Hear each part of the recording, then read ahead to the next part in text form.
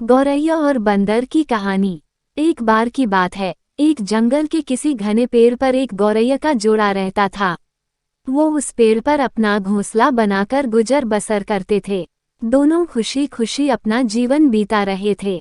फिर आया सर्दियों का मौसम। इस बार बहुत ही कड़ाके की ठंड पड़ने लगी। ठंड से बचने के लिए एक दिन कुछ बंदर उस पेड़ के नीचे ठिठुरते हुए पहुंचे।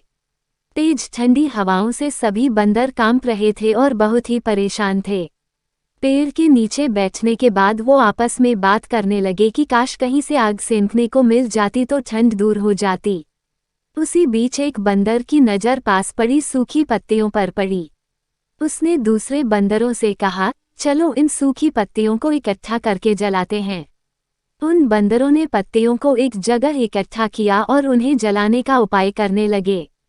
ये सब पेड़ पर बैठी गौरैया देख रही थी।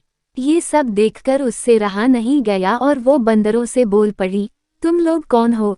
देखने में तो तुम आदमियों की तरह लग रहे हो, हाथ पैर भी हैं, तुम अपना घर बनाकर क्यों नहीं रहते?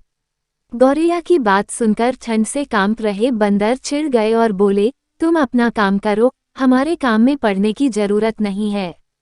इतना कहने के बाद वो फिर आग जलाने के बारे में सोचने लगे और अलग अलग तरीके अपनाने लगे। इतने में बंदरों की नज़र एक जुगनू पर पड़ी।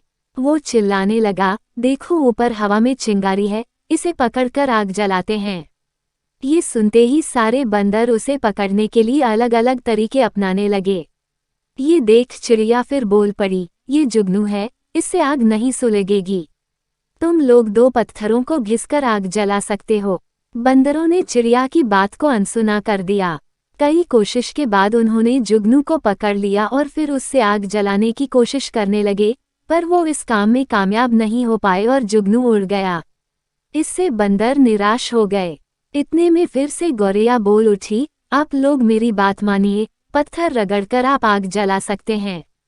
इतने में एक गुस्साए हुए बंदर से रहा न गया और उसने पेड़ पर चढ़कर गौरैया के घोंसले को तोड़ दिया। ये देख चिड़िया दुखी हो गई और डर कर रोने लगी। इसके बाद वो उस पेड़ से उड़कर कहीं और चली गई।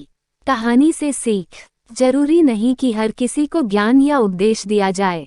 उपदेश उसी को दिया जाना चाहिए जो समझदार हो और बातों को समझे। बेवकूफ़ को उपदेश देने से खुद का ही बुरा हो सकता है।